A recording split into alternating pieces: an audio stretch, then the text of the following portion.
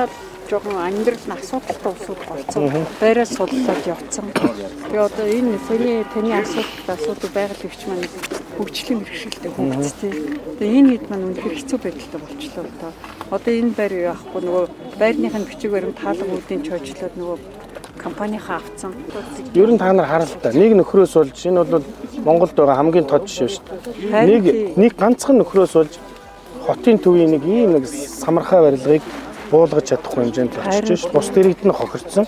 Тэгээ нэг нөхөр нь хэдэн орой дээр авчихсан. Ойлголоо. Барагдуулж өгч гэсэн тийм л яг ойлголоо.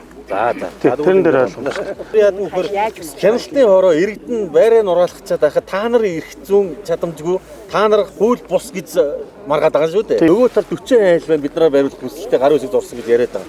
Магадгүй нөгөө анхын байрыг нураахтаа самар цөмөх харгаад нэг нь зөвхөн танд ингээд давуу үзэд үүсгэж ийн гэж гарын үсэг зурулсныг ашиглаад одоо иргэд рүү энэ компани нэг ч төсөл хэрэгжүүлэв. Энэ компанитай хатуу хариуцлага тооцсон.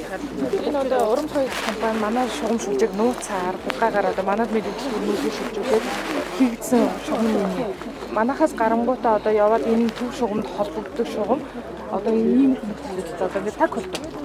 Тэгэхээр бид нэр одоо үйл ажиллагаа явуулж чадахгүй 2 жилийн турш одоо үйл болоход одоо ингээд ходог хөлддөг, нойл бүлдэрдэг ийм нөхцөл байдалтай байгаад байна. Тэгэхээр одоо эргэн тойрныхоо хөрш зэрэгэлдэн энэ айлын өрхүүдийг бас маш ихээр хохироож байна. Тийм л хариуцлагагүй хүмүүс байгаа байхгүй. Одоо ингээд бүхэл бүтэн хажуудлын аж ахуйн нэгжийн асуудлыг хүртэл ингээд тулгаагаар авж байгаа шугам шүлжээг хөндрүүлээ ажицсан. Манай шугам шүлжээг одоо үнэлэхгүйгээр одоо нөхцөл байдлыг хөндрүүлээд одоо эвдээд байна гэдэг ийм асуудлуудыг тавьсан чинь цагдаад өгөөд намайг зуршлын эрэг үүсгээд Сүхбаатар дүүргийн эрүүгийн иргэн анхан шатны шүүхээр би шийдвэрлэгдсэн.